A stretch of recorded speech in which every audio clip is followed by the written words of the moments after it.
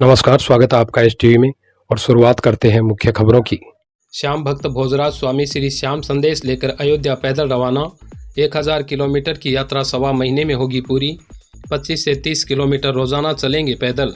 सरदार शहर स्थानीय वार्ड 16 निवासी भोजराज स्वामी श्री श्याम संदेश लेकर शनिवार को शाम अयोध्या के लिए पैदल यात्रा पर रवाना हुए।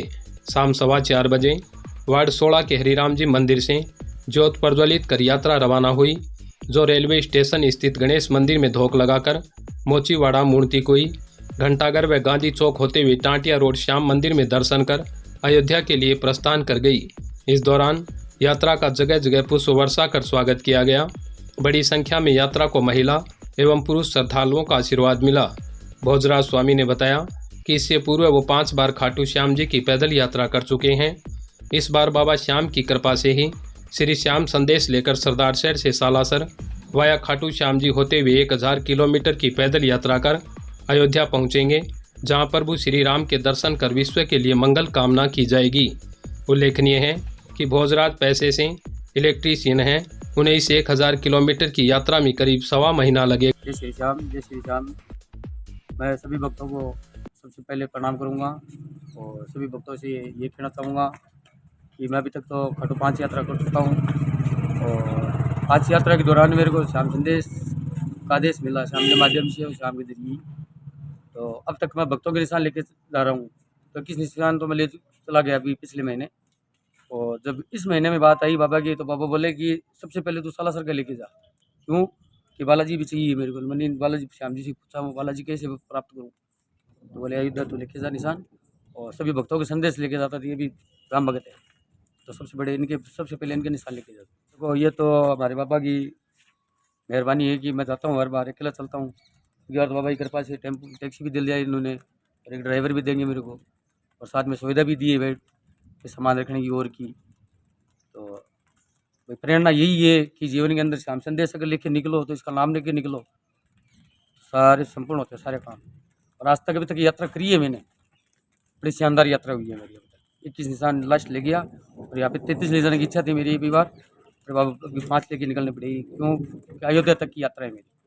तो एक निशान तो मसाला सर दरबार भी लगाऊंगा, और एक निशान खाटू श्याम जी के ऊपर लगाऊंगा, और 3 निशान अयोध्या लेके जाऊँगा। आज यात्रा रवानगी कर रहे हैं आप, बाबा से क्या प्रार्थना करना चाहिए? बस बाबा से यही है कि जैसे अभी सरदार शहरवासियों की तरफ से जाता हूँ मैं, तो सरदार शहरवासियों को सबको खुश रखना और सब बाल बच्चों को हंसी के रखना। यात्रा में बाबा श्याम का दरबार साथ रहेगा। इस अवसर पर श्याम मंदिर पुजारी बाबूलाल मिश्र, प्रधान प्रतिनिधि मधुसूदन राजपुरोहित, सुनील मिश्र, लालजी पुजारी, रावत पारिक, जयचंद सैनी, विकास लडिया, निर्मल अग्रवाल, पंडित विनोद मिश्र, पंडित दिवाकर मिश्र, सालू नाई पारस सेवदा व कोमल माली सहित अनेक भक्तों ने पुखराज का दुपट्टा उठाकर स्वागत किया और उनकी मंगलमय व निर्विघ्न यात्रा के लिए शुभकामना की। खबर के प्रायोजक हैं जय संसरिया नमकीन, स्वाद और शुद्धता का बेजोड़ संगम। अब आपके लिए रोजाना ताज़ा नमकीन रिटेल काउंटर पर उपलब्ध। हाथ से बनी ताज़ा नमकीन की 25 वैरायटी। तो देर किस बात की, असली राजस्थानी स्वाद के लिए संपर्क करें जय संसरिया नमकीन, घंटाघर के पास, मेन मार्केट, सरदार शहर। बढ़ते हैं अगली खबर के लिए। शराब सिजलिंग उद्योग व भाजपा कार्यालय में सुनी पीएम मोदी के मन की बात की सेंचुरी। मन की बात कार्यक्रम का 100वां एपिसोड हुआ पूरा। बीजेपी कार्यकर्ताओं में मन की बात कार्यक्रम को लेकर रहा भारी उत्साह है। भाजपाइयों ने जगह जगह सुनी मोदी के मन की बात। सरदार शहर रविवार को रिको एरिया स्थित शराब सिजलिंग उद्योग में मन की बात कार्यक्रम के 100वें एपिसोड को सुनने के लिए बड़ा आयोजन किया गया। प्रातः 11 बजे शुरू हुए मन की बात रेडियो कार्यक्रम में भाजपा प्रदेश कोषाध्यक्ष पंकज गुप्ता, प्रदेश संयोजक दौलत राम तंवर, भाजपा नेता सुरेंद्र सराफ व जिला प्रमुख प्रतिनिधि मोहन लाल आर्य सहित बड़ी संख्या में कार्यकर्ताओं ने मोदी के मन की बात सुनी और उन पर अमल करने का संकल्प लिया। कार्यक्रम में बीजेपी नेताओं ने अपने विचार व्यक्त करते हुए हर महीने मोदी जी के मन की बात को सुनने का आह्वान किया और इससे प्रेरणा लेने की बात कही।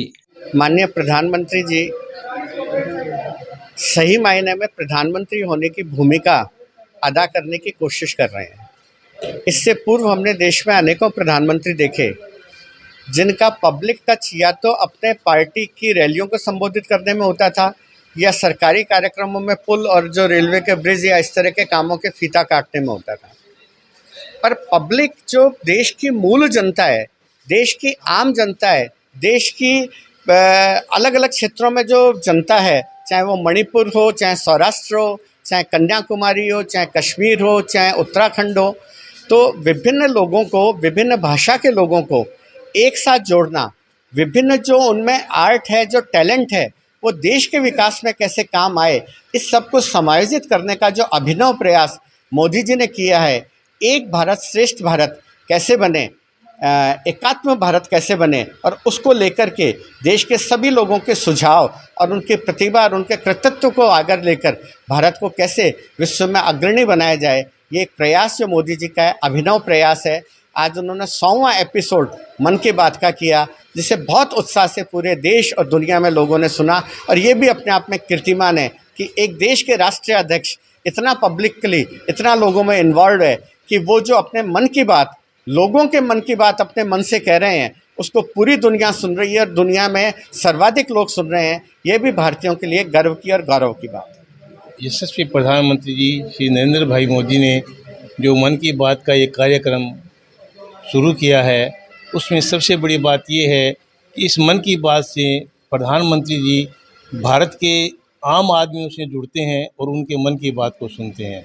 आम आदमियों के मन की बात को सुनकर अपने मन से कहते हैं। जैसे अभी मेरे बड़े भाई साहब पंकज जी ने कहा था कि भारत ये विभिन्न इसमें भाषाएं हैं, विभिन्न इसमें प्रांत बने हुए हैं, वहाँ की भाषाओं को सबको समावेश करना, वहाँ की संस्कृति को समावेश करना और सबकी बातों को सुनना और सबकी बात, छोटे से छोटे नागरिक की बात को सुनना और कैसे इस देश का विकास किया जा सकता है। जैसे इन्होंने कहा था कि एक राष्ट्र सर्व राष्ट्र, ऐसे प्रधानमंत्री जो हमारे देश के हैं, ये हमारे लिए गौरव की बात है। और मैं तो सभी देशवासियों से ये निवेदन करता हूँ कि मोदी जी के जो मन की बात है, इसके हर एपिसोड को जो महीने के अंतिम रविवार को आता है, सबको सुनना चाहिए और उस पर अमल भी करना चाहिए। इस एपिसोड से जो ये देश में स्वच्छता, नारी शक्ति का जो है, बेटी बचाओ बेटी पढ़ाओ, ये जितने भी अभियान जो चल रहे हैं, ये हमारे प्रधानमंत्री नरेंद्र जी मोदी के मन की बात से ही सारी जनता प्रेरित हुई है और इसका अनुसरण कर रही है। तो हमारे लिए ये बहुत बड़ी गौरव की बात है। अंत में राष्ट्रगान के साथ कार्यक्रम का समापन किया गया। जानकारी के अनुसार रविवार को विधानसभा के सभी 295 बूथों पर भाजपा पदाधिकारियों और कार्यकर्ताओं द्वारा प्रधानमंत्री नरेंद्र मोदी के प्रेरणादायी संबोधन को सुना गया। खाटू श्याम जी जा रहे यात्रियों से भिड़े ट्रैक्टर और ट्रोले की भिड़ंत, 3 महिलाओं 4 बच्चों सहित 2 पुरुषों को आई मामूली चोटें। घायलों को 108 एम्बुलेंस की सहायता से पहुंचाया राजकीय अस्पताल। चिकित्सकों ने किया प्राथमिक उपचार। सरदार शहर भानीपुरा के पास मेगा हाईवे पर रविवार दोपहर खाटू श्याम जी जा रहे यात्रियों से भिड़े ट्रैक्टर और ट्रोले की आमने सामने भिड़ंत हो गई, जिसमें कई यात्री घायल हो गए। दुर्घटना के बाद मौके पर एक बार तो चीख पुकार मच गई, पर गनीमत रही किसी को भी ज़्यादा चोट नहीं आई। पंजाब के अबोहर निवासी बलजीत सिंह ने बताया कि मैं, सुशील कुमार और हमारा परिवार, जिसमें महिलाएं व बच्चे शामिल हैं, कुल 20 से 22 जने अबोहर के फैज कोठी से ट्रैक्टर में सवार होकर खाटू श्याम जी व सालासर दर्शन करने जा रहे थे। भानीपुरा के पास सामने से गलत दिशा से आ रहे ट्रोले के चालक ने लापरवाही से ट्रैक्टर को टक्कर मार दी, जिसमें परिवार के कई सदस्य घायल हो गए। सूचना पर 108 एम्बुलेंस के पायलट राकेश कुमार व ईएमटी बाबूलाल प्रजापत ने घायलों को राजकीय अस्पताल पहुंचाया, जहां प्राथमिक उपचार कर सभी घायलों को छुट्टी दी गई। यात्री बलजीत सिंह ने बताया कि दुर्घटना बहुत भयंकर थी, पर खाटू श्याम जी व बालाजी महाराज की कृपा से अनहोनी टल गई, जिसके लिए सभी यात्रियों ने ईश्वर का शुक्रिया अदा किया। समाचार लिखे जाने तक थाने में कोई मामला दर्ज नहीं हुआ। जनप्रतिनिधियों ने किया महंगाई राहत शिविर का निरीक्षण, ग्रामीणों की सुनी समस्याएं। सरदार शहर तहसील क्षेत्र में चल रहे प्रशासन गांव संघ शिविर में आगामी विधानसभा चुनाव को देखते हुए कांग्रेस नेता लगातार सक्रिय दिखाई दे रहे हैं। इसी क्रम में रविवार को ग्राम पंचायत साडासर में महंगाई राहत बचत कैंप का अवलोकन करते हुए ब्लॉक कांग्रेस कमेटी देहात अध्यक्ष ईसर राम डूडी, पीसीसी सदस्य ताराचंद सारण, कृषि मंडी अध्यक्ष इंद्राज सारण व समाज सेवी राजकुमार सैनी ने ग्रामीणों की समस्या सुनकर राहत कैंपों में आ रही अनेक परेशानियों से एसडीएम विजेंद्र सिंह को रूबरू करवाया और ग्रामीणों को विभिन्न बचत योजनाओं के बारे में जानकारी दी। इस दौरान जनप्रतिनिधियों ने सूबे के मुख्यमंत्री अशोक गहलोत का आभार व्यक्त करते हुए कहा कि एक ही छत के नीचे संपूर्ण समस्याओं के समाधान हेतु शिविर का आयोजन करने से राजस्थान की जनता को बड़ा संबल मिलेगा।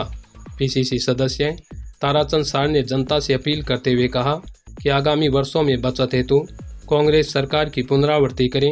वहीं ब्लॉक कांग्रेस कमेटी के अध्यक्ष ईसर राम डूडी ने किसानों से अपील करते हुए कहा कि किसानों का यदि कोई भला कर सकती है तो वो कांग्रेस पार्टी है। उन्होंने ग्रामीणों को आगामी विधानसभा चुनाव में कांग्रेस को जिताने में भरपूर सहयोग करने का आह्वान किया। इस दौरान शुभकरण शर्मा, मोडाराम मेघवाल, मुखराम गोसाई, हेमराज सारन, रजीराम ढाका व महेंद्र मेघवाल आदि ग्रामीण जनों ने आए हुए अतिथियों का स्वागत कर आभार व्यक्त किया। वहीं विभिन्न विभागों के अधिकारियों व कर्मचारियों ने उपस्थित रहकर अपनी सेवाएं दी।